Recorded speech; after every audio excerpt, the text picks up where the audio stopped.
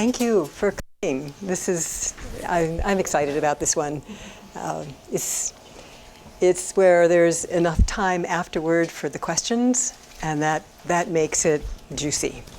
Then we get into the good stuff. So I was just curious, has anyone been to any of my other talks on psychopaths? Oh, awesome. Okay. There won't be any repeat for you then.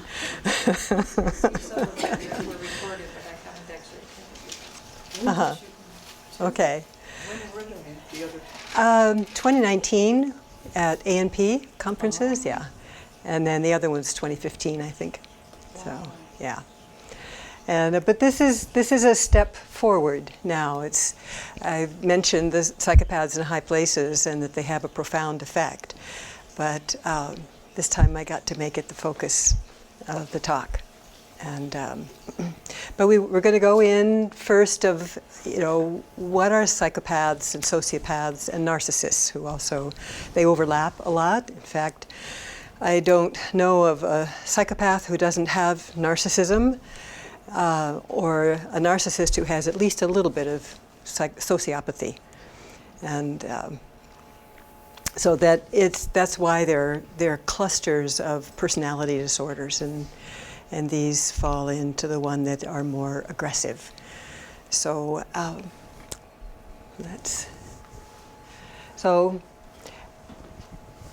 why do we need people? This is, what do they do to us? Make us feel like we're crazy. Okay, and they are superior at producing feelings of it must be me and I must be crazy. Mm-hmm. So this presentation is about finding out what we can do about it, how we can recognize them. So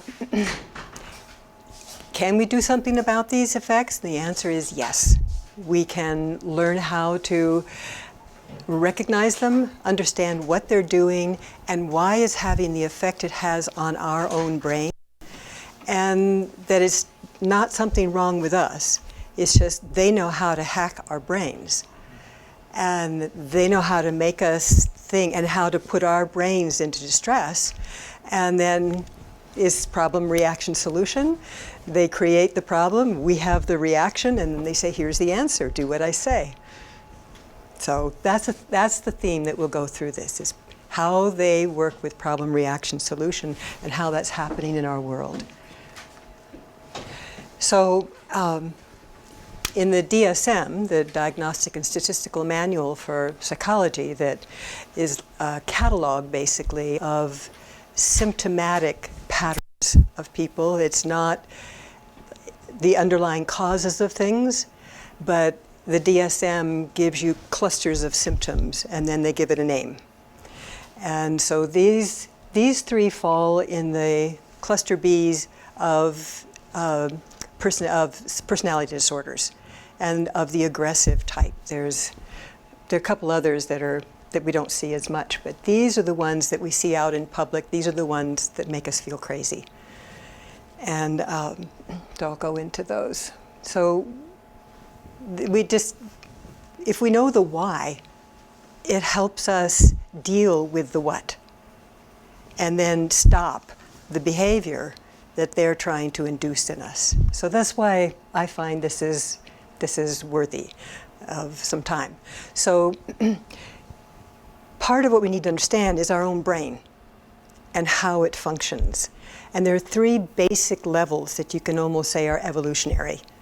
And the oldest is the reptilian brain. It's at the base. It has to do with basic body functions, breathing, metabolism, wake, sleep, the basic issues of survival, and often called the lizard brain. It also connects and controls, for we mammals, the autonomic nervous system. And that's what responds and reacts to fight or flight, or freeze, or fawn. Those are the four basic responses. But it's how we respond to perceived danger. Different parts of brain is the part that perceives the danger. And this being the basic brain, this is the old brain stem and up into this area, and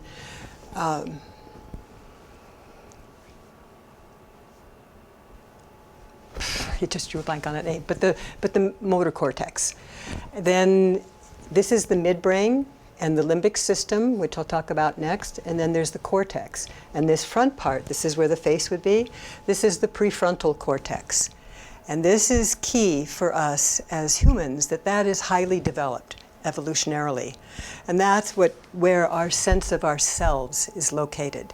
But you can see that this is in the front of the brain, this is the midbrain, and this is the base. So these three basic sections, they work together, they communicate. And this part of the brain, the cortex, the thinking, especially the center medial prefrontal cortex, that's where we have aspects of sense of self, of mirroring neurons. So I can feel in my body what I perceive you feeling in your body. And then that's the foundation of empathy. So I have this like visceral experience of your pain, and then I understand you. I understand what's happening. And that elicits naturally, when this part of the brain is developed, it elicits that response of caring in intact and healthy people. It has a different response in psychopaths and sociopaths, and to varying degrees in narcissists. So that central part I was pointing to, the mammalian brain, or the midbrain, includes the limbic system, and that has several structures in it.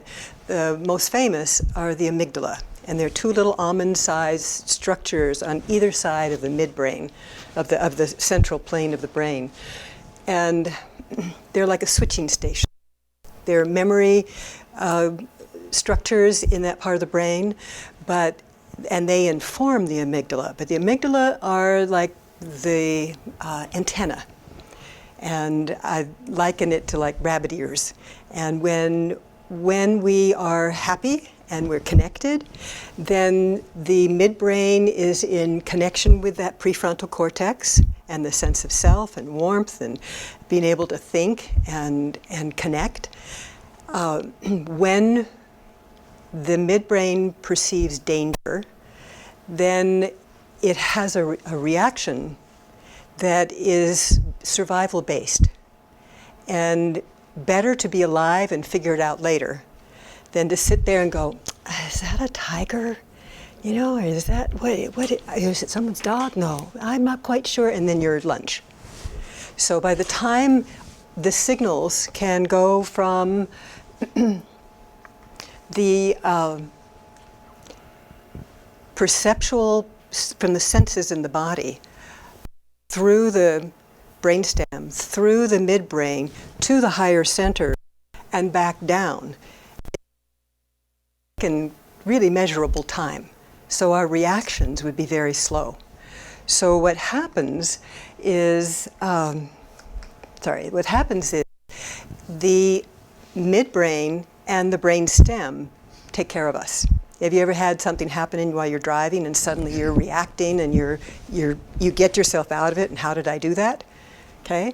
If you've had that, that was your body and your midbrain taking care of you. And your cortex goes like, okay, what happened? And it has to catch up. And then it reasons out what happens by the physical evidence. But we probably wouldn't have survived as a species if we didn't have that short-circuiting of the higher centers that could save our lives. So we want to appreciate that. We also want to understand that that can operate on its own, and we're left in the dust. The sense of I-ness is left in the dust until we piece together what the rest of our nervous system did. The third level, again, this prefrontal cortex, it's the newest part of the brain, and in humans it's very well developed. We're not the only species, but we have quite a well developed, it has to do with social interactions, that ability to self-reflect and have a sense of self. It is important in relationships, in connection, both in those mirroring neurons and in the desire to connect, and in the reward feeling, the good feelings we have when we connect. So conscience, that's, we've done something that is not in harmony with our own values, then we have this little part that goes, and we feel uncomfortable. We don't feel harmonious in our own system. And that's part of our flag from this prefrontal cortex that something's amiss. We have betrayed ourselves, or we have let go of something of value. Empathy, again, and the mirroring neurons are essential for connection and literally mirroring what a person is feeling. When we have a prefrontal cortex, a good one, we long to be seen and felt and heard. It's one of the biggest drivers, other than food, shelter, and water and air when we're children, is to be met, to be recognized, to be included and praised and feel that we belong. It's fundamental. And we end up later on feeling like we don't belong in the world, or have trouble with relationships because they're not nurturing. So those capacities are essential to a sense of well-being as a human being. So it is foundational, but only in connection with the midbrain and the brainstem. Nothing much happens without those two. But it's the interplay of these three aspects of the brain that help us be socially aware and care about others and care about what we do and how we move in the world also.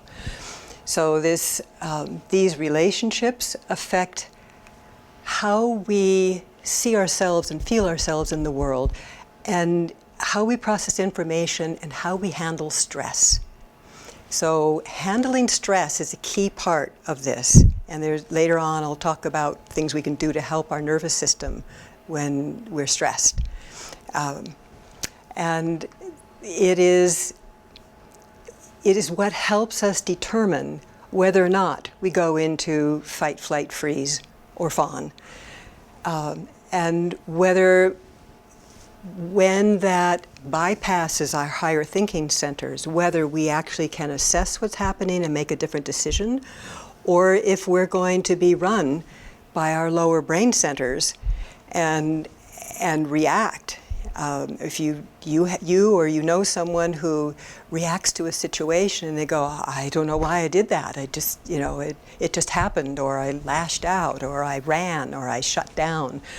And those responses are survival responses happening at a lower level in the brain because we don't have access, we haven't cultivated. It's something meditation does, is to cultivate our accessibility to the higher centers in the prefrontal cortex.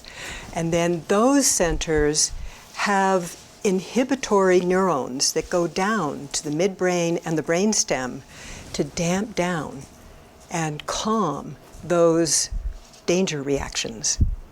So someone who has PTSD, say a combat vet, and they hear a car backfire, and their whole system responds. They hit the ground, roll, and they're ready to fire. And everyone's looking at him because he's on the sidewalk in town. And because his brain perceived danger by the association of that sound, and then his prefrontal cortex is so stressed, it cannot hold the present. So when we can remember where we are, we might feel those reactions go through our body, but we don't act on them. So that's the beauty of the prefrontal cortex and the consciousness. It's like a muscle. We can develop it through meditation, through body awareness, through moving with intention in life. And it helps slow these reactions down. So we have access to this automaticity in our brain, in our nervous system. So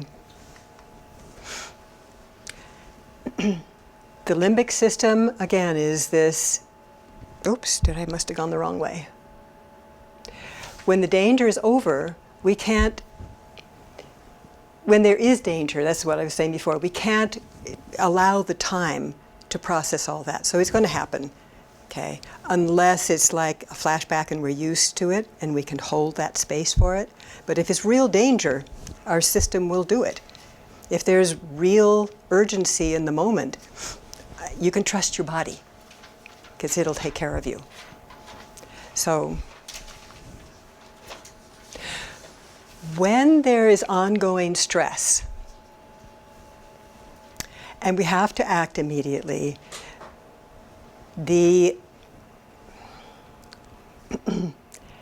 actually this is what I was talking about before. The input comes up only this far, and it comes back down in action. That is, it takes roughly half the time to go up through the brainstem, and the initial assessment through the limbic system, and back down to action. It doubles the time if it has to go up to the higher centers. So that's also why you can end up not remembering what you did or why. You have to piece it together from the evidence. So when we live, this is what happens to people with PTSD. When we live with our body taking over more often, and we end up with all the adrenaline flowing and, the sweats and shakes and all that after something that we're not quite sure even what happened, then that becomes a stressor in and of itself, because it feels like to a person with PTSD that they don't own their body anymore. It's running on autopilot. It's a very disconcerting feeling, and like you can't trust yourself. So one of the important things, I work with a lot of PTSD and really serious stuff, that refinding your body, being able to slow down and have ways to calm the nervous system and drop deeper into your breath and into your body, helps slow that down so that it doesn't have that automatic reaction. So, because in that, we don't know what's going on inside or outside us, and that is very disconcerting. So, here's the crux of the problem for this talk, is when we understand how these systems operate, and evolutionarily, they've done a really good job, but they also have some flaws. They also have some quirks along the way that that show up in our thinking and how we interpret the world, that can leave us vulnerable to being hijacked by people who know about those flaws. And what I'm proposing, and there's good evidence for it, is the people we're talking about, the psychopaths, the sociopaths, the narcissists, they either have learned it from others, or because they're not limited or restricted by the feeling states that we have with the prefrontal cortex, because there's often literally are less developed than normal people, then they figure it out. They say, oh, you react to that. I don't, but I can get you to react. Just look, if I poke you right there, and you go, and either you want to run away or you want to take care of me. You can poke in the right place, and our nervous systems, our bodies, our moral systems will respond in surprisingly predictable ways. And there's some really interesting research around that too. So they are very good at setting up our nervous systems to respond and go in the direction they want us to go. And this is the Hegelian, postulate. They come up with it. They present the problem. They've structured that. We have the reaction, and then they present the problem. The answer that they planned all along. They set the first problem up to get the reaction that we would think we're choosing the solution that they wanted us to have, to do, to give, to act out, to give up ourselves, to give up our well-being for them. So when they present that first problem, what they're doing is stressing our nervous system, activating the limbic system. That turns off our access to our higher centers. And then we just go into that lower loop of survival and respond. Is horrifically brilliant.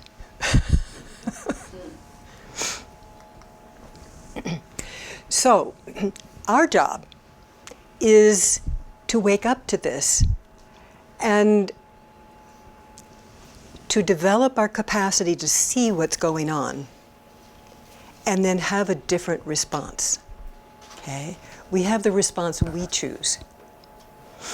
That we don't get cut off from our higher centers. We have options. We have creativity in our higher centers. When we lose access to that, we just do either how we survived as a child or how the body would survive in danger, but it's automatic. It's like we're not there. We might come back later, but we're not there in those moments. So there is a muscle that we develop with attention and practice so that we can stay present, and then we can question. Then we can challenge and say, oh, why is this person doing this? We can challenge the intentions of those people. We don't have to just react. If we let someone keep us always stressed, and then when we're children, we don't have a choice in that. Okay? If we grow up with that way, it shapes how our nervous system functions. But we can heal that. We can change. We have plasticity in our nervous systems. So we can use methodologies, study, meditation, different ways, and different nervous systems do better with different techniques. But we can develop the capacity to stay present in our bodies when someone is starting to pressure us. We also have these wonderful bodies that tell us the truth. When our body responds to something and we don't follow the cultural rules of just dismiss it, yeah, you're just feeling, what's wrong with you? You don't feel that way, you feel this way. How many parents have said that to kids? Mm-hmm. You have nothing to cry about. Stop crying, I'll give you something to cry about. Mm-hmm.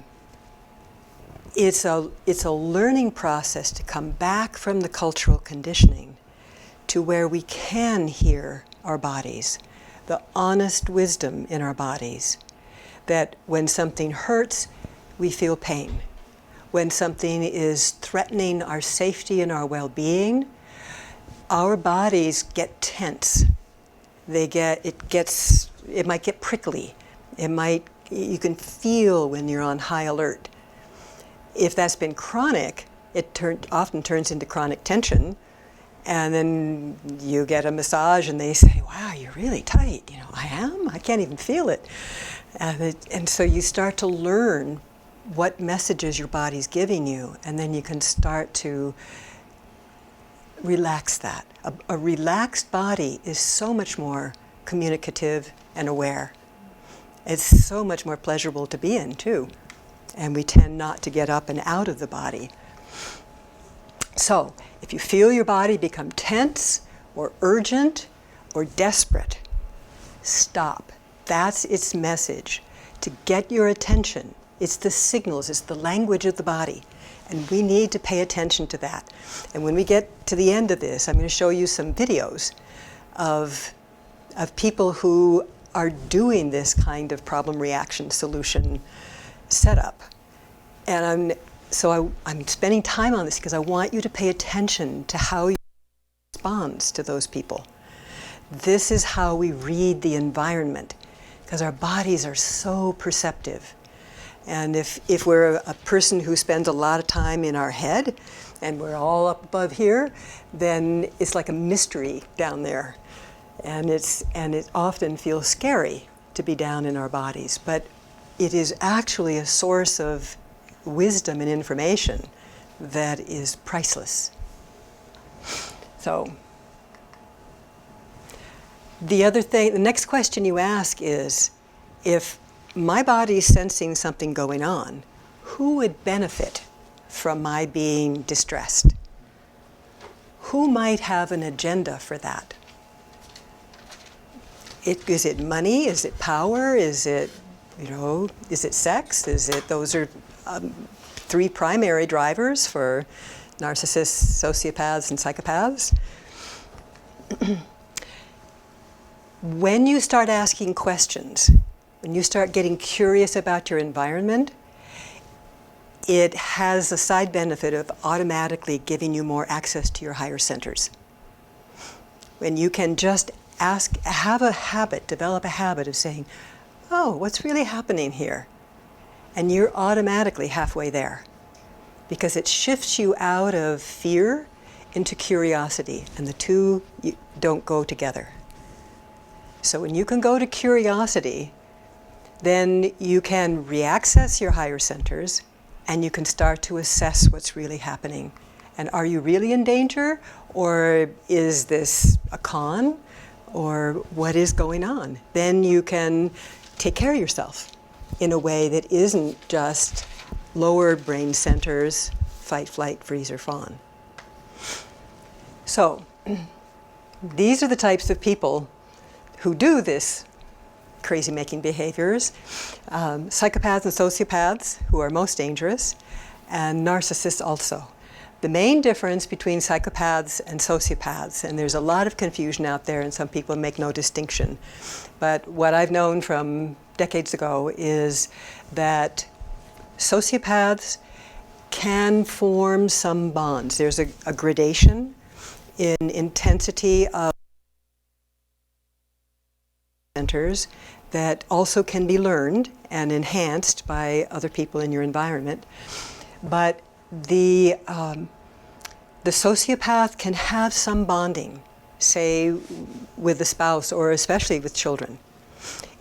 Narcissists also.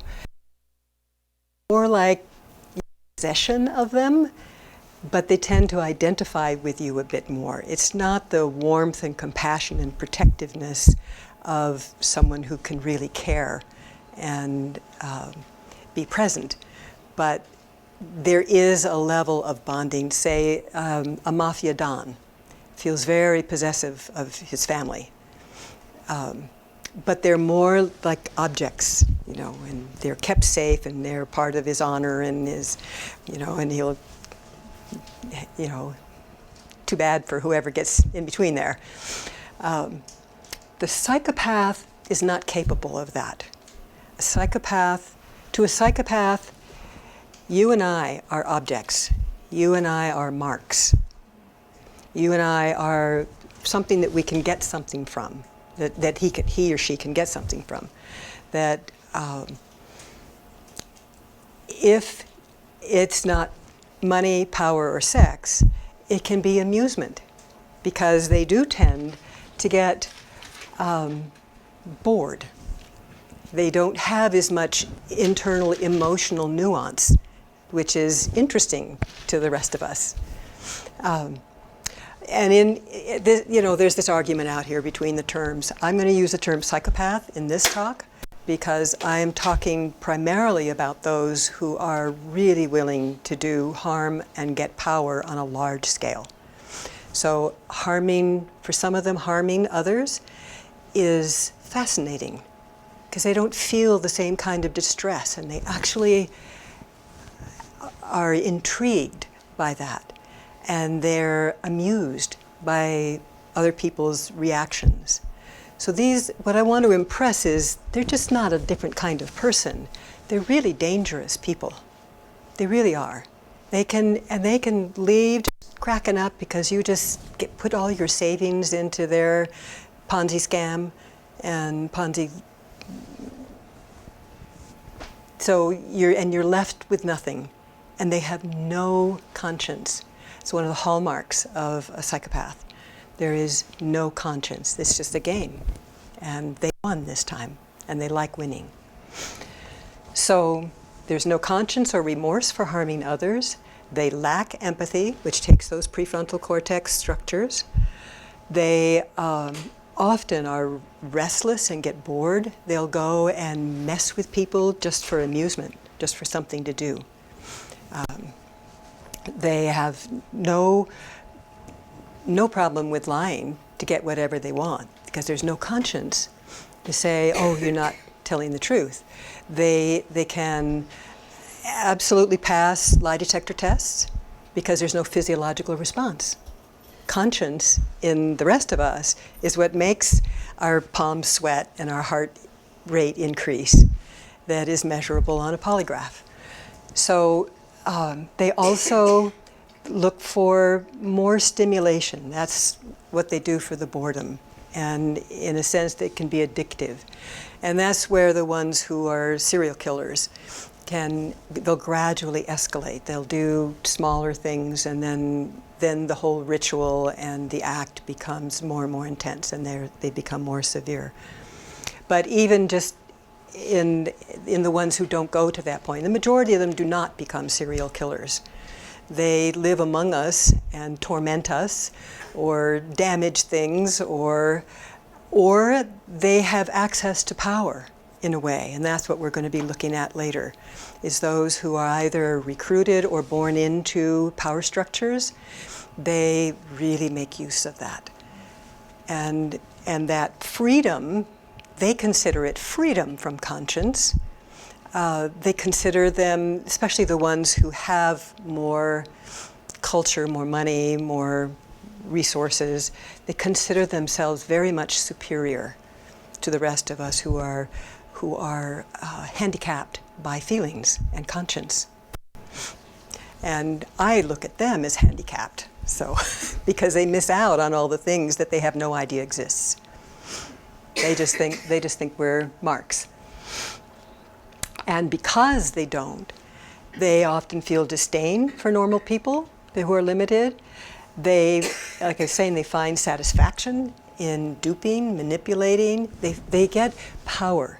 The basic emotions are very strong for them, the feelings of power. And even sexuality doesn't have to do with love, it has to do with power. So, and that fascination with pain, and because they don't understand it, too.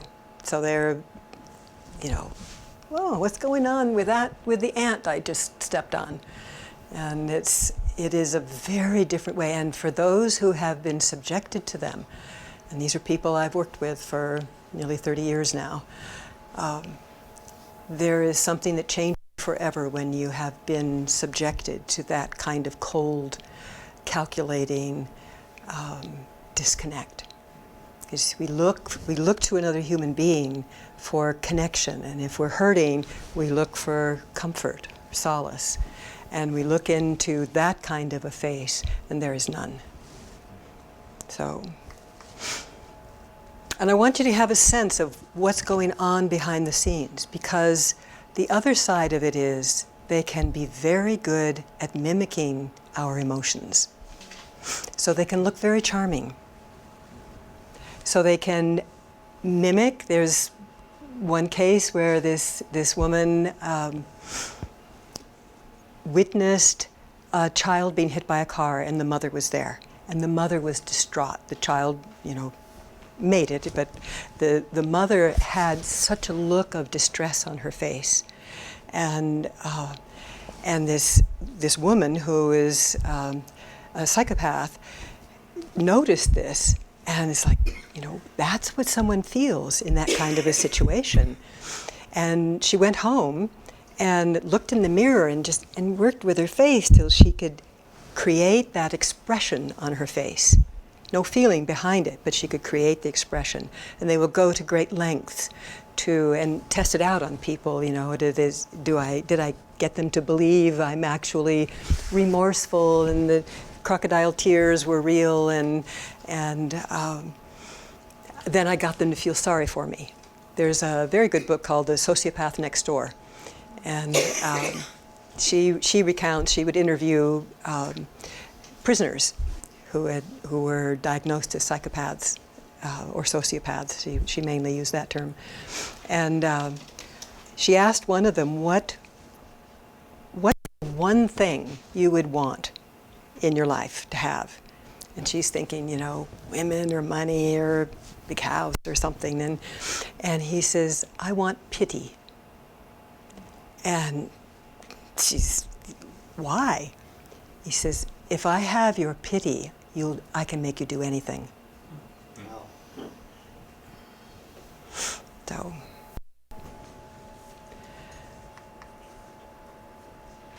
So they use that mimicking what would be appropriate emotions as a way to gain your trust. Because we look at people and we assess whether someone is honest or not, whether we feel there's something off in them when they tell us something. When there's, if there's congruence in them and there's no conflict, which is what, if someone had a conscience and they were lying, there would be some conflict. And you can kind of feel it if you're, you know, around a lot of people, or you can pick up on people who lie. You're going to pick that up in their body. But when you're talking to a psychopath, there's no conflict. There's no conscience to have that incongruity. So they feel completely congruent. And so many of us say, well, how could Bernie Madoff have conned so many people for so long? He was congruent to them. And he did produce for a period of time.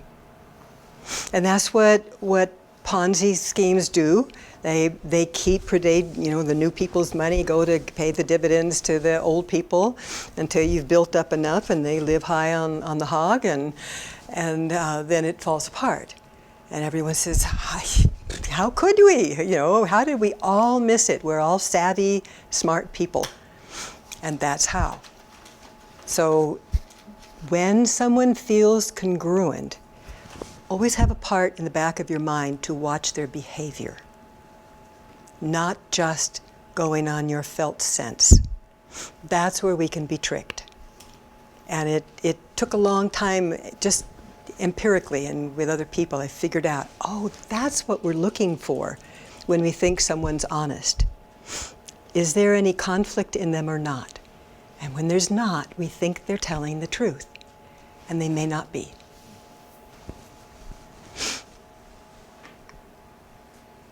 So when I said that woman went home and worked in the mirror, cons, psychopaths, sociopaths, they can often produce the appearances of emotion better than we do. There's nothing to block them. It's fun. It's a game. It's a skill to be developed, and then you get rewarded. Yes, it's creepy. It's really creepy. So, it's estimated in the DSM that 0.5% to 1% of the general population are true psychopaths. What's the DSM? The Diagnostic and Statistical Manual, and it's the catalog of all the diagnoses. It's used for insurance and has nothing to do with the source of these issues, but it catalogs all the issues. It actually started out as a military manual. The DSM-1 was a military manual. The DSM-2, I have it, it's about that thick. And they've gotten thicker and thicker, and it's probably now about that thick. But it's what you have to figure out if you're going to be paid by insurance. And it goes in medical records too. So if it's misdiagnosed, which is easy to do with both personality disorders and trauma, then people can end up with diagnoses that follow them, and that's not very good either. So about 4% of the population are sociopaths. So that's 5%. 1 in 20 people is a sociopath or a psychopath. It kind of puts it in perspective. What about the narcissists? Narcissists, I don't have firm numbers on narcissists, but between narcissists and borderlines, which is another, they're not they're predators in a different way, but not in the grand scale we're looking at. You end up with a lot of people around you with some serious personality disorders. It's important to be aware of this stuff. Yeah. That's why I get high on, okay, more people who can see this stuff, I hope. Male, female, any difference there? There are, for narcissists, they tend to be more males. For borderline, they tend to be more females, but there's both genders, all genders, in both of them. Borderline personality disorder is an emotional. It's a problem of self-regulation of emotions, and they can be very labile. Emotions can flip around. They bond and merge and just like disappear into the relationship so intensely. It reaches their threshold of tolerance for intimacy, and then if you don't do something wrong, they'll invent something you did wrong and just explode, reject. They've been known to murder their therapists or their spouses in those intense, yes. If you sociopath? that borderline is no. It's a separate diagnosis, and it is highly emotional. It's emotions at the other extreme, and unmanageable. And often there's severe trauma at the ages of 2 to 4 when the limbic system is developing, and it's very intense. I work with a lot of children of borderlines, and yes. Do histrionic personality types exhibit, or is there any crossover with the symptoms for psychopaths and sociopaths with histrionics? I don't know. I kind of doubt it, except at the subtle levels of the histrionics and the inability to self-regulate, which puts them a little closer to borderline. But there are aspects of, I think, each of those that in the subtypes of borderline, for instance, one of them is nicknamed by this one author I like, the witch. And that's, I don't know if you remember this case, but a mother who put her 2 children in the back seat of the car and let the car roll into a lake. And she had a new boyfriend who didn't like children. And she did not really understand what she'd done. It was to have that relationship was everything, and then the children were an impediment. So that would be the psychopathic aspect of her, to where she did not have that caring. Often borderlines are so overwhelmed with their own emotions that they have no bandwidth for their children. And it is a trauma to grow up with a borderline as a parent, male or female. I had a mentor of mine along the way, for a long time, did assessments of prisoners before sentencing in Australia. And he had a lot of other talents too, but he had been in practice for a long time too, and a lot of borderlines show up. Narcissists don't show up to do their personal work, but borderlines often do out of desperation, or the family has demanded it. And he said, I used to think it was only women who were borderline, until he worked for the prison system, and he said, and I realized they're all in prison. Because they also cannot control their emotions, and they become very violent. And that tends to be captured more.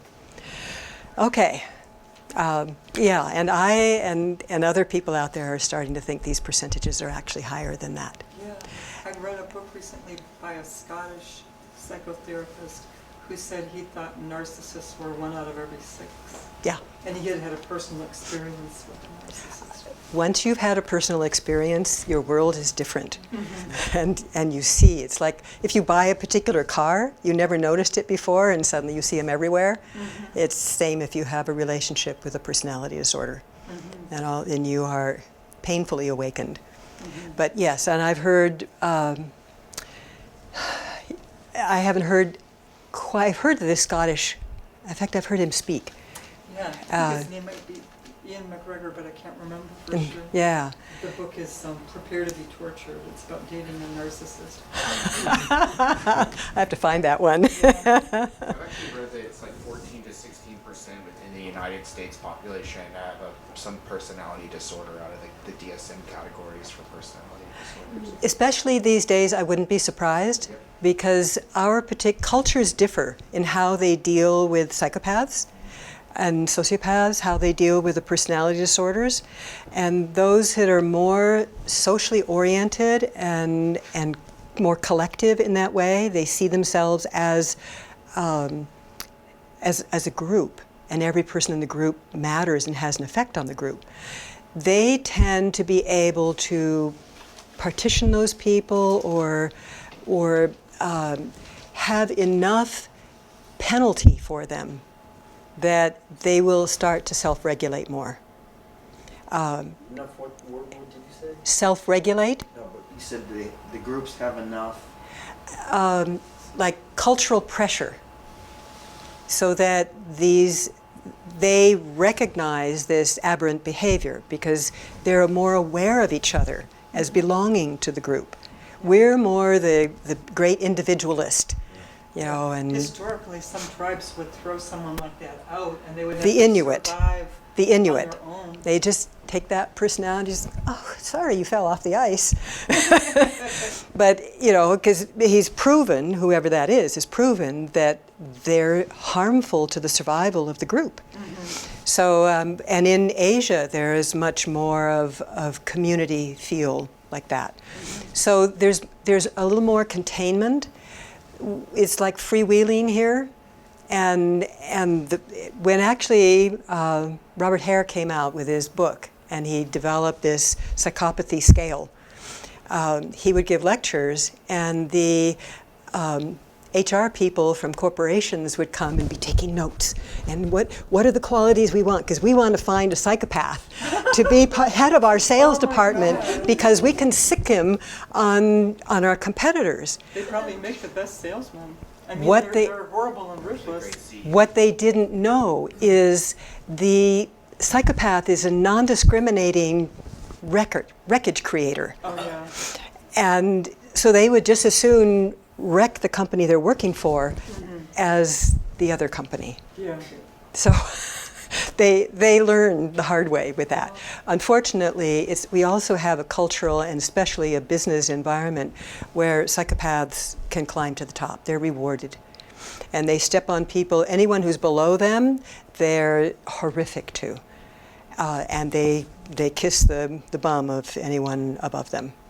And so they present one image and another image. So, and the sad thing is it works. So, because we don't have this cultural expectation that you care about other people, and the group has an effect on that person. It's just like they'll just blow you off here. So now we're getting closer to the ones who are functional. The psychopaths who end up in prison are the ones who are not that bright or didn't learn the skills, and they get caught. The ones that we're talking about tonight are the ones who they are usually very intelligent, but they've learned how to control their activities, to be sneakier, to get their satisfaction often from affecting more people, but maybe not directly. That's why I was saying they're not all serial killers. But they still get their satisfaction from that power and having someone hurt. So even down on this level, a serial killer, he was also charming and intelligent. And there is a subset. There's subsets in each of the personality disorders. And in psychopathy, there is a subset that cannot bond with people and cannot have empathy for people, but they can bond to an idea, an ideal, like to a country or to a church or to a cause, very much so to a cause. Our military makes use of these people. They don't want psychopaths. They'll boot them out, but they get this subtype of psychopath, and they're the perfect sniper because they will do a good job in assassination for the cause of the country. So this is our military. Make use of all your assets, I guess, and that's what they do. Psychopaths they can appear admirable. They can be ruthless leaders, which in the West we tend to admire. They can be leaders even of social justice movements and political activism, as you were saying. And they can rise to the top in business, politics, religion, anywhere they can gain power over others. Small organizations, big organizations. I've watched them come in and wreck really lovely groups of people. Not necessarily psychopaths, but personality disorders. They create chaos. We had 4 years of an example of a personality disorder, and it was just a study in a narcissistic psychopath or a psychopathic narcissist. Never could quite decide which one was more predominant, but those two were prevalent. I just go like, classic, okay, look at that, Can you open your eyes? Please notice this. Want to come to my talk? Because when they have that charisma, and especially the ego of a narcissist, then if someone says something often enough, the rest of us start to doubt. That's gaslighting, which I'll talk about later. So if they are born into money or influence, they can do a lot. They create crazy, polarized situations. We've lived that. I think we're still living that. It is important that we be aware of it. So as public awareness and resistance grows and threatens their power and control, they become more overt, whether that's in a marriage, in an organization, or on an international level. So one example, you remember Stephen Miller? Pardon? He's in the news this week. He was what? He was in the news. In the this news. week. Oh, really? Yeah, he was talking about actually cutting off the head of a Muslim and then covering the body and the head in pig's blood. Right? So it's the same type of principle exactly what you're talking about. Exactly, yeah. He talked about that way back when. Stephen Miller was President Trump's chief advisor on immigration. He wrote many of Trump's speeches. He is actually who was obsessed with what was it, something 13, the gang thing that he said was invading. The LA gangs. The LA gangs, as he lived in LA and it's like 1% of the gangs in the country, but that had touched Stephen Miller personally, and so that was his obsession, one of his obsessions. And he's who engineered the immigration policies of family separation as a deterrent, and horrific policies, and the number of people he affected, and he was very good at hooking Trump into, and feeding those white supremacist views that he had. He was radicalized in high school. So narcissists, there's a grandiose sense of self-importance, a sense of entitlement, And we watched that going, excessive admiration. They will monopolize conversations. They will belittle anyone who doesn't either meet their supposed standards or anyone who questions their supposed accomplishments. And they generally expect to be recognized as superior when they've done nothing really to achieve that. But that is the part of compensating, and the not having a conscience is that they don't feel bad about what they've done to other people. They'll intimidate, bully, demean. We really watched that. And they have no compunction. He regularly made contracts on his real estate holdings, and he might do as agreed for a few years, and then he'd say, I'm tired of that, and then would stop doing it, and then say, well, renegotiate for half the principal, and I'll resume paying. And so it was a way of doing business for him. And sometimes it's an inability, sometimes it's an unwillingness to recognize the needs of others. It's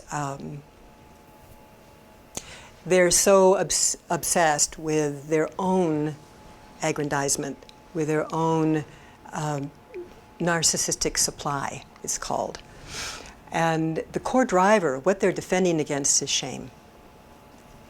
A psychopath, sociopath, they do not feel shame, but a narcissist does. And so if you, like, the wife leaves, and she's the one who leaves rather than he gets rid of her, then narcissists are famous in the courts for unrelenting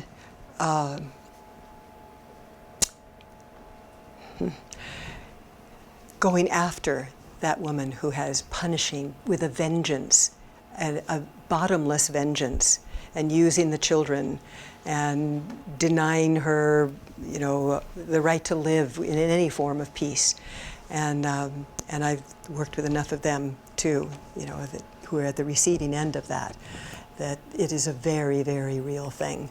So narcissists are not to sniff at. And on rare occasion they get to high positions, but very often they're more vulnerable. They react. They are so possessed by their reactions when their shame is touched that they can blow their persona.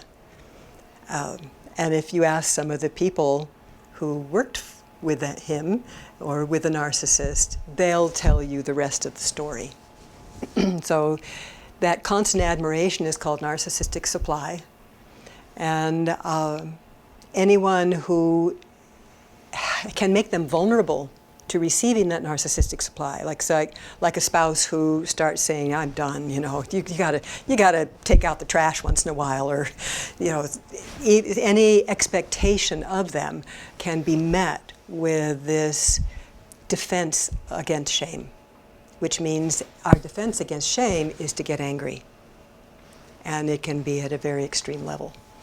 So if you happen to run into a narcissist, know that they're asking you to love them enough so that you will finally fill the hole of love that they are telling you they need, but you never can. There's a hole in the bottom of the bucket. And anyone who tries to do that will be drained of their life force and their energy. So just to know, this is the sad thing about it. There can be some containment, but you won't get. They're injured in a way that you won't get that kind of love from them. And it matters that we recognize that. And it's very popular on the internet now, and I think that's something that Trump helped our culture with, is to make this more obvious. Because now there are books and websites and podcasts and all kinds of stuff to help people who have been in relationship with narcissists. So, and people can end up battered wives, often are either with a narcissist or a borderline man. And often they're trying to help him. So part of the tools of psychopaths, sociopaths, and narcissists at the beginning is love bombing. You ever heard of love bombing? Love bombing is when someone comes on and you are the absolute love of their lives. They have finally found you. You are wonderful. They're just blown away that you do the things you do, that you are who you are. And they're just fluffing you up. And all of your longing you ever felt from your critical parents or the boyfriend who left you in high school or anything that any wounding in there that you haven't even found yet, they will suddenly have the healing balm for that.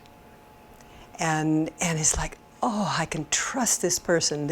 Finally, I'm loved and welcomed the way I've always wanted to be. And then you fall in love with them, and then it's suddenly like, they're not quite as warm. They're not quite as admiring. They start getting critical. They start picking at you. And it's like, what's happening? What can I do to be loved again like that? Because it was so wonderful. Why can't we go back to the way it was? And it doesn't happen. And this is the cycle for a narcissist. And eventually then they become disparaging and critical and attacking. And this is, you go on the internet and the stories of the suffering from that, they're all over the place. And then the narcissist moves on to someone else. They're bored with that person. They got the love and affection from that person, and they move on. And it literally affects the bonding centers in our own brain, the prefrontal cortex. And it's hard to grow up, especially in a Western culture, without some wounding around bonding and connection and feeling loved and belonging. And so a lot of us are sitting ducks for that. And for men too, the same thing. If the women, narcissistic women or borderline women, they'll know your deepest soul and where it hurts, and meet you there, and you feel like all your prayers have been answered. That here is the woman you've waited for all your life, and then it starts to go south. And politically, it's the promise that I will fix everything for you because I care about you.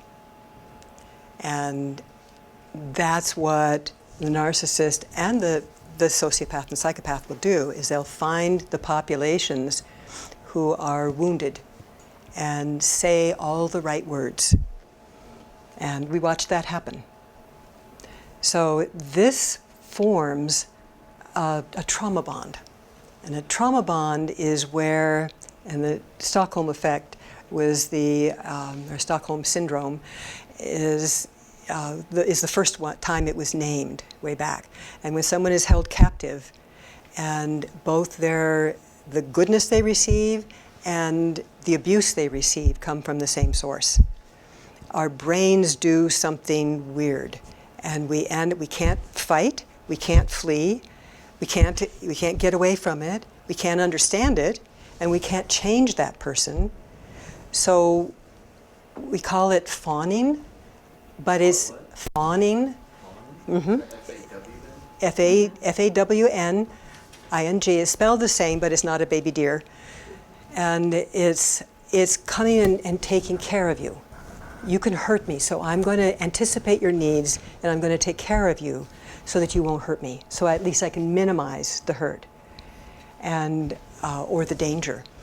So this is what can happen in relationships. This is what can happen like in the White House, okay, where everyone tiptoed, and because they're taking care of the person who can cause them danger. And it's taken a long time for us to understand that. So the tools of these people, cognitive dissonance is a huge one. Cognitive dissonance is part of what we're experiencing now. Okay, when what we're seeing and hearing, versus what we're experiencing, don't match up. When it's not congruent, our brains go a little wacky. It's trying, our brains always try to make sense of the world. They try to make sense of our parents. They try to make sense of our spouses. They try to make sense of politics. They try to make, our bodies relax when the world makes sense. But when people are telling us one thing and doing another, then we're put into distress because we can't anticipate what's going to happen. Our self-preservation centers, our limbic system, our brainstem, are always reading the environment as, do I know what's going to happen next? Is it safe? If it's safe, I can relax. If it's not safe, I have to be on high alert. And it gets exhausting on high alert. So part of what they do is create this cognitive dissonance. And personality disordered people somehow just know how to do this. In fact, they can't tolerate a peaceful environment. They've got to stir the pot. They've got to get something going. They've got to pit people against each other. And for those of us who have an intact brain, it is very distressing when people don't make sense. We want the world to make sense. So when there are those conflicts, what I have found over and over and over is people tend, and just Lori's little theory on this, is that the higher centers are the newer centers of our brain. And so they're words and concepts, and they're bright, shiny objects that way. So when things are confusing and our experience and the words someone is saying don't make sense, we tend to pick the words and discount, especially in our culture, we tend to discount our direct experience. When in fact, our direct experience is what's true. I talked about trusting the body. This is where we have to learn this and say, wait a minute, I'm feeling uncomfortable here. It's not making sense. What is my body saying? Not what is my head saying? Not what is this person saying? So this is our way to hold our ground when people are doing crazy-making things. So when you feel that discomfort in your body, question, question, question. If you feel confusion or at odds with yourself over what someone else is saying, and it's like, it doesn't make sense. How am I going to reconcile this?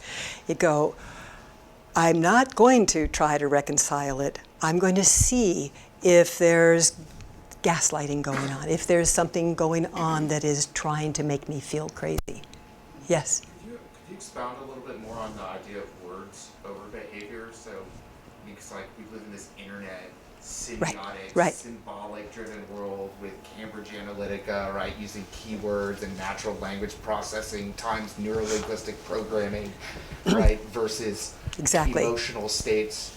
All of that has been exaggerated with the internet and programming. And, yeah, right.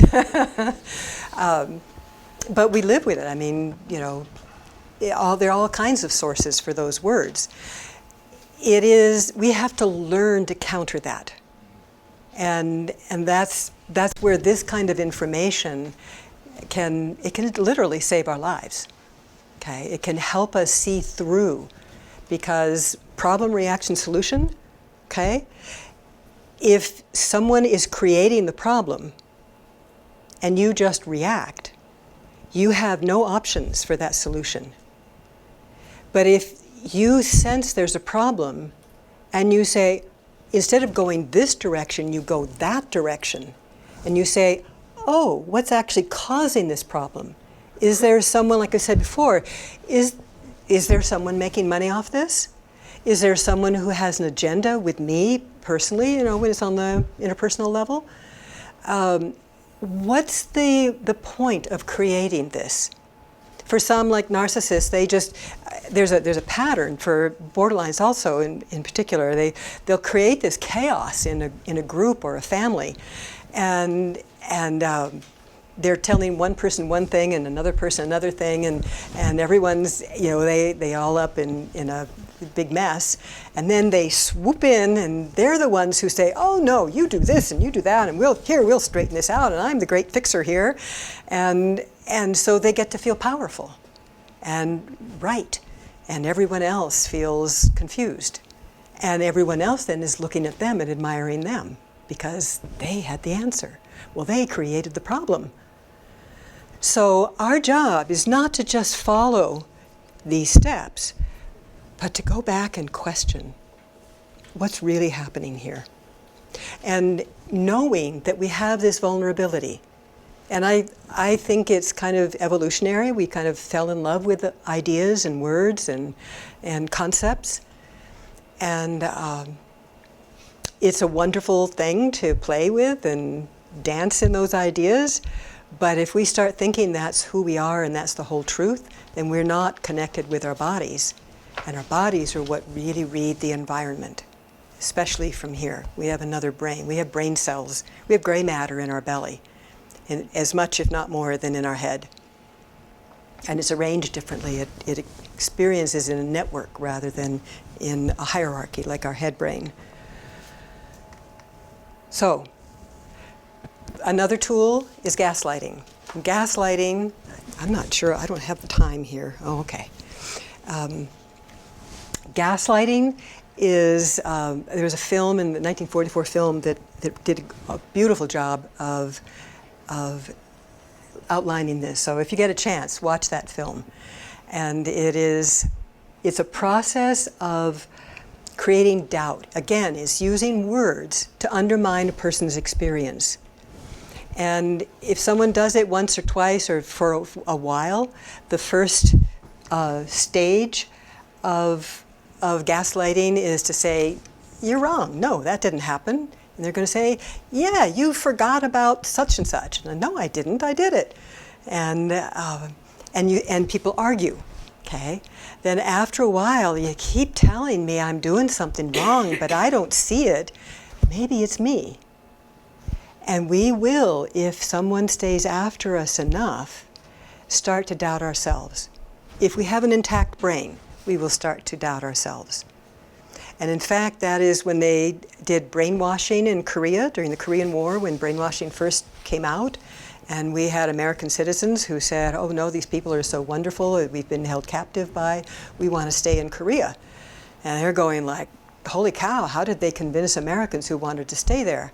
And it's this kind of, they didn't have to torture them, they didn't have to punish them, they just had to keep undermining all of their old thoughts and their old experiences and put doubt in that and then see how good we are. In a nutshell, there was more to it than that, but it was not violent, it was not what we pictured, it was essentially gaslighting. So it can bring a person to the point of thinking they've gone insane because they can't tell what they're doing or thinking, because now someone else is the authority for their internal world, and they've given up that authority. So, like I was saying, the 3 stages is first you defend against the lies and insinuations, then the self-doubt comes in, and then you give up and agree. I can't tell what I'm doing or what I'm thinking, so you must be right. And then I say, yeah, you know me, I just never can do that right. And that's when a person has really succumbed, and their sense of self is undermined, their autonomy is undermined, they become dependent upon someone else for their movement in the world, for their very sense of sanity. So, again, if you start feeling crazy around someone, question them first. And then say, maybe I'm doing something, I'm not going to rule that out, but I want to question them, because I don't feel crazy around these other people, but I feel crazy around this person. So it's highly likely that person or that situation has something like this going on in it. So, why don't we see them? And this is bringing together what I've been talking about. It's hard for good people to recognize this, especially good people have the hardest time seeing this, unless you've lived through it and you've been really dragged to the bottom by someone like this. Very difficult to think that you couldn't just love someone enough, that they would heal, that they would feel that love, and they would no longer want to do those damaging things. And this is, it's embedded in our social conditioning to be polite, to be nice people, to be good people. It's embedded in our spiritual perspective that all people have goodness in them if we could just find it. And then if we're not finding that goodness in them, or they're not responding, there must be something wrong with us. Just as children, if our parents are messed up and they are not treating us as healthy parents, as children, it always comes back, what am I doing wrong? And that carries over into this kind of a crazy-making relationship also. And if they were not spiritual good people, if we think ill of anyone, and it keeps coming back to us, rather than saying, let me just see what's here. Let me just take that in. And maybe this person's an angel, and maybe they're a rattlesnake. But I'd rather see how they actually move in the world than say, I'm going to fool myself about what you are. I'm going to, listen to all my conditioning, and I'm going to make you into a good person no matter what you do. And we are usually the ones who pay the price, or people who can't protect themselves pay the price. So, like I said before, we don't see them because they are brilliant mimics. They can do emotion better than us. They learn, they study how to mimic those, and they actually feel a sense of superiority when they can deceive others and manipulate other people's emotions. This is really hard for us to get in, because no, that can't be true. I don't want it to be true. I just don't want it to be true. So, again, we may want to think the best of people. We might feel like a bad or untrusting person. And one of the things that a personality disorder person might say is, don't you trust me? Don't you love me? Oh, I'm so hurt you don't trust me. Is there something wrong with you that you can't trust? Have you been so wounded that you can't trust? Okay, and so it comes back, it always comes back, especially with gaslighting, it always comes back to something in you. But there's a manipulation going on there. And then you go like, oh, I should be trusting. What's wrong with me? Why can't I trust? I can't tell you how many people have told me that. So, and no, if you don't trust, you don't trust. Trust is earned. Trust is earned through behavior, through what you do, not your words. So we also might, sometimes for spiritual reasons, may not want to acknowledge or feel any negative feelings. Because if I don't like that person, I don't want to be around that person because they're dangerous, then I'm having to feel those negative feelings. And that then maybe doesn't feel spiritual, or I'm going to draw more negativity toward me. There's a lot of how some of the ancient teachings have been a little tweaked in the New Age stuff, that where the old guilt and shame gets woven in, and it's my fault if I'm not, I don't know, wealthy or have a new car, but so I'm not loving enough. But that means I give up all discernment, and I really hope you won't. So, the self-care tools. Take the extra time to check out other sources, especially, not just including, but especially the opinions that differ from your own. We get stuck. This is one of our foibles as a human being, is we get into a particular perspective. And it feels right, it sounds right, I might even have a lot of data to back it up. But go and look at what other people are looking at too.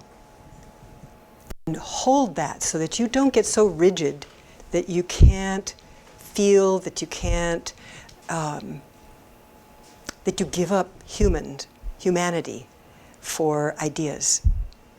So if you will stretch yourself, and you may still conclude, I understand them better as humans, but I don't agree with the position, that's fine. But you won't be in a reactive state, okay? When we join other people in a reactive state, we're not in our prefrontal cortex. We're being run by fear. We're in the same state, just different words, than the people we're looking at and saying, you know, don't think the way you think. You should think the way I think. And that happens on, there's no side that has a corner on that market. So if you take your time, here's the thing, especially with people who have a lot of trauma, and a lot of times there's this urgency, you should be getting better faster, or you should have accomplished this piece of the work, and my words are slow is fast. And it's, you know, that old rabbit and the tortoise is actually true. If we go slower, our nervous system works better. The more time we give ourselves to understand what's going on and to actually look at these different questions, the more our prefrontal cortex and our neocortex can bring in those perspectives, the more we can understand, a larger picture we can contain. And then we don't get stuck in one position. So keep looking, keep noticing if you're defensive of your position. If you find yourself defensive, then you know your midbrain and your brainstem have stepped in. And it's a felt sense in the body. You can feel yourself tightening. And you can ask yourself on an ongoing basis, is my body tightening with this, or is it softening? When we're softening, we feel more secure. That's the language of our body. And when there's more safety through that knowledge, then our body relaxes. It just does automatically. And we can pay attention to that, because that's how it lets us know that we're getting into a more conscious state. And the body likes that. It's very wise about that. So if you feel defensive, then you need to learn more. So if you find yourself in that position, again, ask who's defining the problem. You go back up the line to the originator, who benefits. It's a constructed emergency most of the time when someone has something to gain. So, self-care tools. What happens back then in that situation is they disconnect you from you. Be suspicious, especially too, with governments, political parties, and money-based agendas. And that's where the real research needs to come in.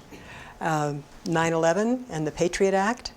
That Patriot Act, that 1,000-page document, was not written in 48 hours. So, critical thinking is challenge your own biases. What these skills date back to Plato and Aristotle. They're still useful. Neuroscience and social psychology back up the existence of bias. What people say to us beforehand can affect how we interpret what's going on. So to investigate what is bias and priming, and bias toward familiarity, we have naturally, if we find someone who agrees with us, we consider them more right than someone who doesn't. And we have to challenge what's familiar. We have a bias toward that familiarity. So they can affect our brainstem, they can affect our perception of the world. So the examined life is a freer life. So we can do things to help our body. Just a deep breath changes our blood pressure, our heart rate. It does all kinds of things to help us come back and get our prefrontal cortex back online. Meditation, as I mentioned, calming techniques, anything you can do, like the deeper, slower breathing, gives your autonomic nervous system the message of safety. And that safety then slows the heart rate. You are literally affecting your autonomic, you're talking to your autonomic nervous system from the body up. Then you can also, that helps you get your prefrontal cortex back, and then you can talk to your limbic system from the cortex down. Because you can have soothing words, you can reassess the situation, you can discover there's actual safety. There's a tapping modality, which I won't do now, but it's EFT, and it is very helpful. It's tapping the meridians, and it really does. That's one of my main modalities. There's another one too, if you get a chance to look at it. It's called the basic exercise, but it's very, very simple to affect the 10th cranial nerve, the vagus nerve. And you just look to the right, and you just keep looking to the right for a minute or two, or however long it takes, till you feel something happen in your body. Usually for me, it's a sigh for the first side. And when you feel like you see that breath, that's what you're looking for. Now look to the left. And I usually get a yawn to the left. The more you do it, the more your nervous system goes, oh yeah, okay, calm down, calm down. And you can feel your perceptions change, your body tension changes. I tried.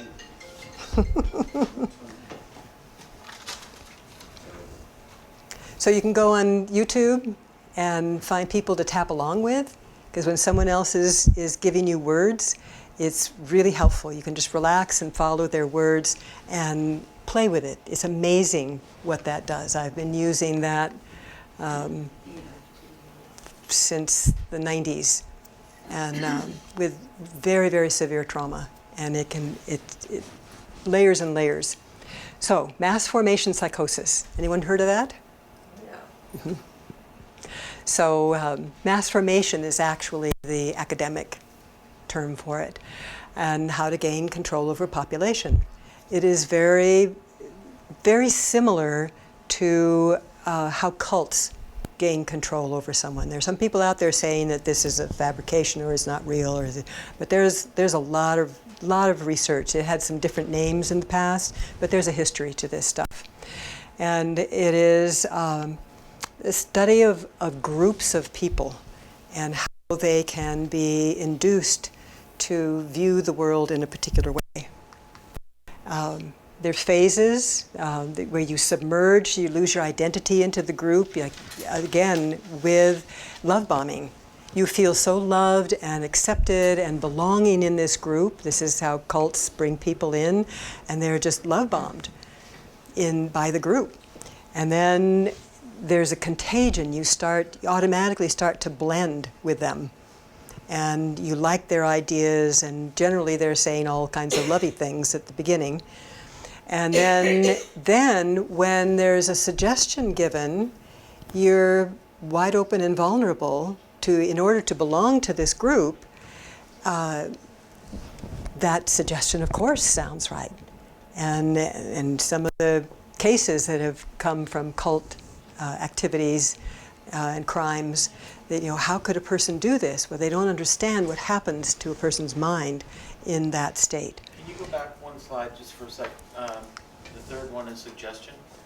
Yes, that's suggestion is when someone suggests something in an action. All of your questioning and suspicions have been overpowered by your need to belong. At the unconscious level. Yes.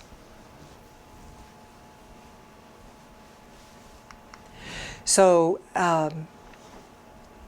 in a population, a larger population, there are certain stressors that need to be there to soften people up, to feel powerless.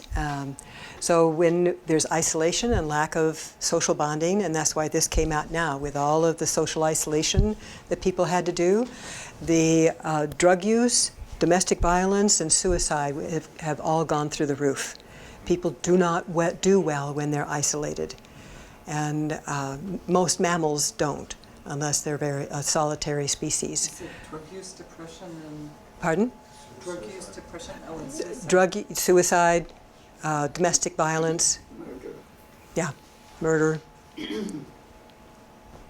So then experiencing, you lose the sense of meaningfulness in life. Or is just things are senseless, like why bother? And which is often a precursor to suicide. And you lose your connection to family, to humans, to a spiritual connection. Then when we don't have that connection, free-floating anxiety comes up. There's nothing to connect it to. And then that anxiety, for many, will become aggression or frustration. Can't make sense of things. That is a population who is primed for someone to come in and say, oh, that's the problem. Okay, that's what Hitler did. He said, the Jews are why we are in such bad financial straits. They stole all the wealth of Germany. And so they're the problem. And then there was, all this hatred directed toward them and permission to do what they did. So I've been watching that happen recently too, and when even I have a client who is very, very much watches the mainstream news, and the things that would come out of his mouth, I would just go, I can't say anything to that. What can I say? I care about this person. Authority is, The authority carries the power in that. The authority it parallels gaslighting, to where finally you say, I can't trust my own mind, I can't make sense of this, so I'll take your word for it. It's just on a grander scale. well, and who is he going to for authority? It's the mainstream media. It's the mainstream media, which yeah. is- Yeah. That's your question.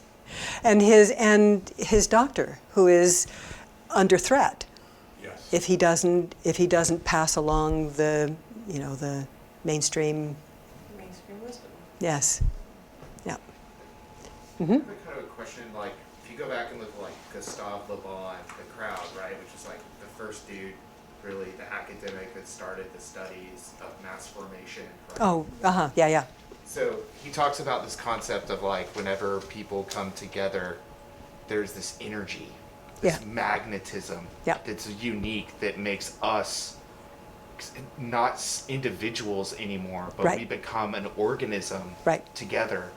And so I find that super fascinating, because that's, to me, is what makes the psychological studies of crowds fundamentally different than individuals.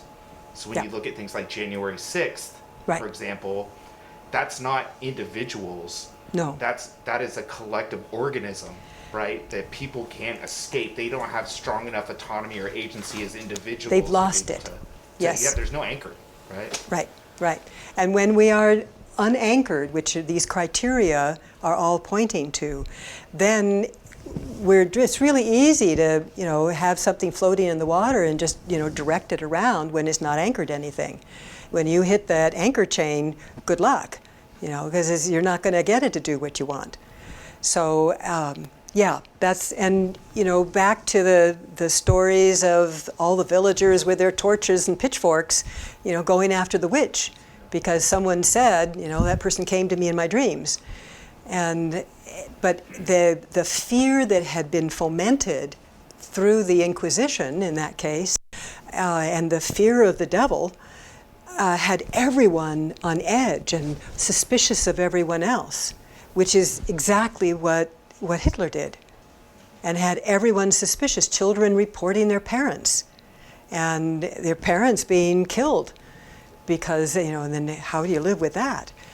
So, and then you're really conflicted, because unless you can have support to face that guilt, you bond a trauma bond even more to the state that had you do that. There were a lot of people wounded through all that stuff. So it is a very internally chaotic and unanchored place to be. And it's, like I said, similar to cognitive dissonance, and trying to find, the mind is trying to find a way to relieve the distress of that cognitive dissonance. We can't rest when that's going on, when you live in that chaos. So people will grab onto something. Finally, that's the answer. And that's where you see that collective behavior. So it's then, yeah, I mean, I just basically said that. What we need to do, again, for ourselves, I'm just going to broken record this, is we need to come back and question. Just to ask even one question of ourselves. A question I've used forever is, what's really going on here? You know, I could feel that distress and go, okay, wait a minute, there's something going on. And I want to investigate. And that simple question will help pull you out. You already have at least a foot out of the trance that someone else is trying to form in you.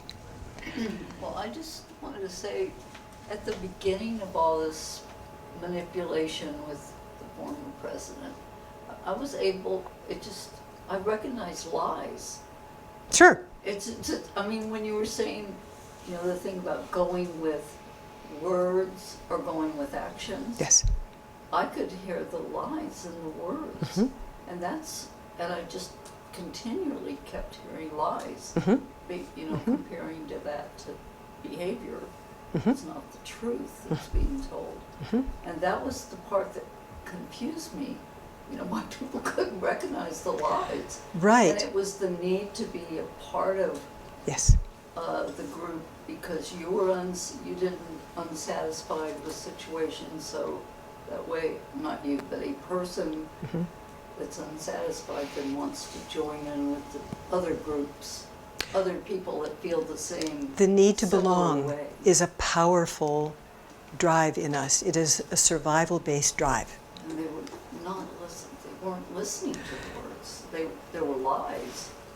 Or How my he opinion. did it actually was brilliant, because he found a group of people in this country who used to have respect and status, people who worked in the steel mills, who worked heavy jobs, and there was a pride in that, in being strong enough to do those things, and they were well respected, they made good money. And then the economy changed, and we'll be looking at that further on. I'm going to have to... Yeah, it just kept, there was something about lies and truth that But see, you're outside the trance. I'm outside. So you can I've always been outside. You can see it, yes. But, and who knows, maybe there's some other aspect in life that would have caught you. You know, we each have our things. Right. But that's... It's easy for a lot of people in Ashland to see the bias that was Donald Trump. There's a lot of other biases we miss. Yes, I agree. It's easy to see where the other side's being duped. That's right. That's right. And that's... Isn't that the tip of the iceberg? Like, that situation's been going on for over a century. Mm-hmm. Creating a division of having Democrat or Republic, whereas it should be a Republic. Yes. But he was opportunistic in that he made use, that's what was brilliant. He, I think, or his people around him, He took it to another level. went to, but also found who were the alienated people, who were the people left behind. And those are the people, I mean, they're vocal, they're angry, they're suffering with addictions. Pardon? They don't have a voice, they're neglected. Exactly. There's two parts to it though, right? It's not just him identifying the demographics, it's him picking this particular types of signifiers as stimuli Yes. to induce, right? Yes. So the context of the woman up front saying that you hear the words and that you see the lies. The beauty in the way that he used the words, that is also very scary, is that the words that he used were designed in such a fashion that each of us have a different subjective interpretation of it. Yep. And that he was priming and targeting specific groups of it using algorithms that are written by a guy named Robert Going to Mercer. lots of Right? Yep. So, Yeah, yeah. That's why I said it was brilliant. It was very sophisticated too. But we got to watch it on the international scale. So, yeah. But those are things that when it's that blatant, okay, it's like we can't say, oh, he was just misunderstood, or there's really a good heart in there. And you can't, it's harder to fool ourselves about it. Because it's like, I see it. Do you see it? It's, Yeah, I think Donald Trump is kind of preschool for this game. There's a lot more. that's what I'm heading This for. was the easy hitter, So low-hanging this fruit. this I think you get. We need to question. I want to move on. Here's an important piece, I think. Psychopaths I put in there usually, but I have not found a case where they didn't. They will usually tell you what they're going to do to you. In every relationship with either a narcissist or a psychopath that I have worked with someone on, I thank heavens haven't had one of those, but For there's example, a- what are they going to do to you? What do you mean? they're telling you what they did to their last person, or I have this terrible side to me that I abuse, or sometimes I can't control my anger, and I do something, or I get violent, and I'm so ashamed because I can't handle the emotions. And when she did this, I just got so upset, and I know you would never do that though.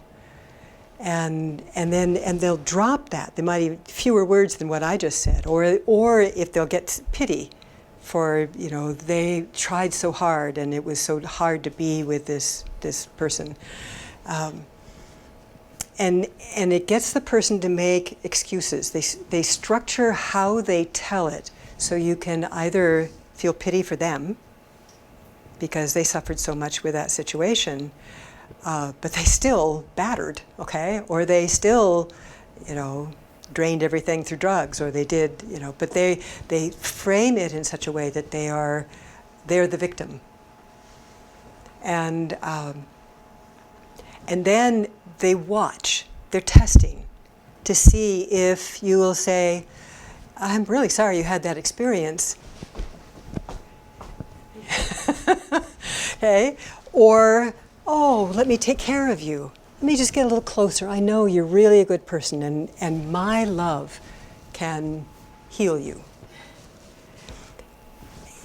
Yeah, I know it sounds ridiculous. This is happening often at an unconscious level. And it's related generally to past experience also. And so these people know how to find those vulnerabilities and how to hook them.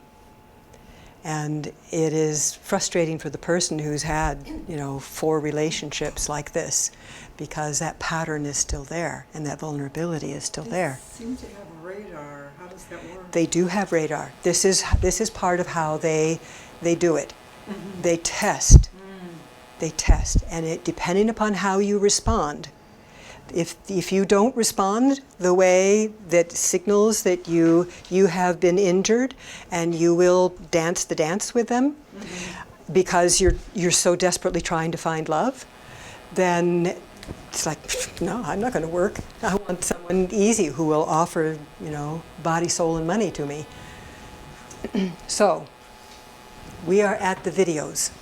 Okay. And so I'm going to invite you to take a look, listen to these people. Listen not just to how they say it, but also tweeze apart what they're saying. And listen to your body. God, yikes.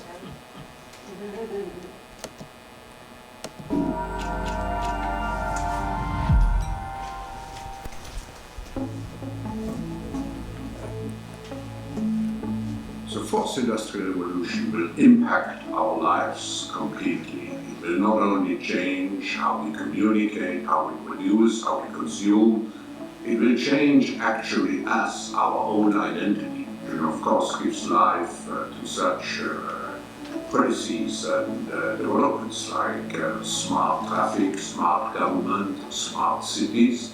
What we will see is that everything will be integrated into an ecosystem driven by big data and driven particularly by close cooperation also of governments with business, civil society, and this revolution will come at a breathtaking speed. It will be like a tsunami. And actually, it's not just a digital revolution, it's digital, of course physical with nanotechnology, but it's also biological. And those three dimensions provides a particular force to this revolution. So what the World Economic Forum is doing is to promote this public-private cooperation to master the fourth industrial revolution.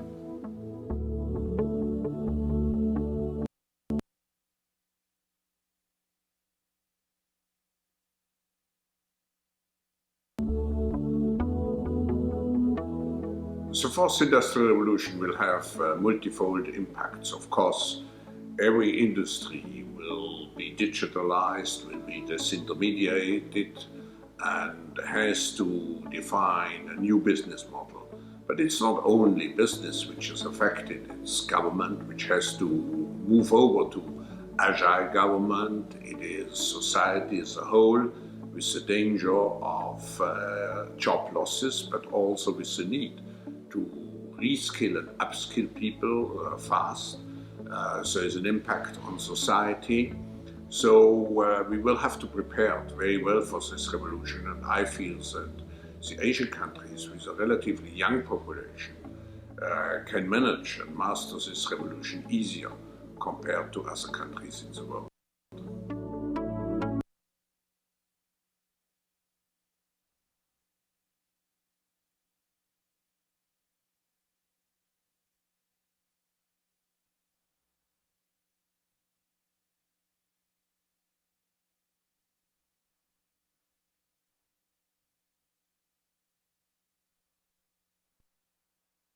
Technology, right? And this, so he's creating this illusion of this is the future that some people don't understand, but you can trust me because I understand it, and the tsunami's coming, so you should get on my ark because I know what's about to go down. Right. The inevitability of it all. The inevitability of it all. That is, it's already happening.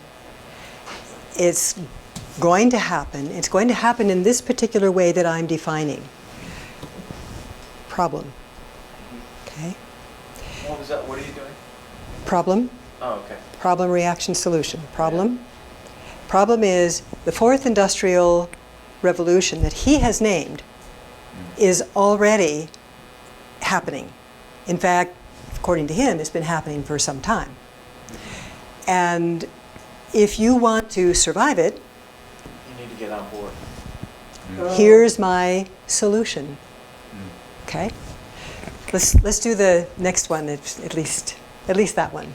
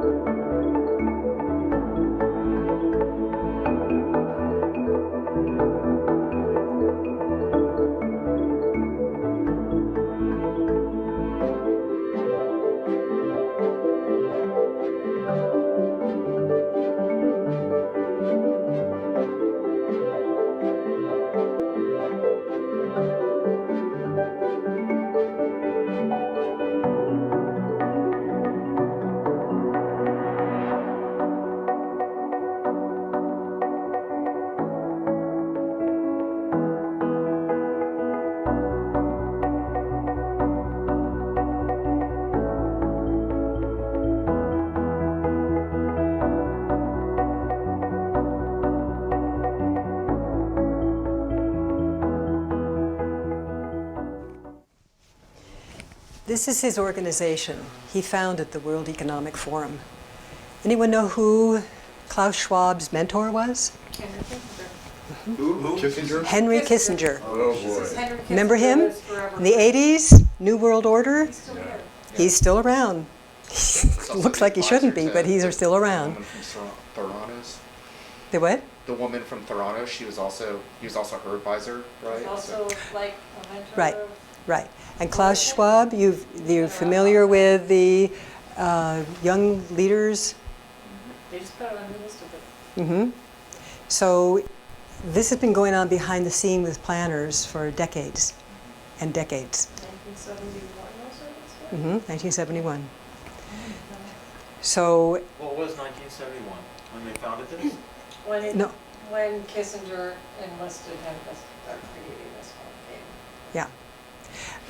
But it had been in the works before Klaus Schwab. Klaus Schwab was just brought in and mentored for the next steps. And he now is mentoring all kinds of leaders, you know, like Justin Trudeau, the president of Argentina, people in the cabinets.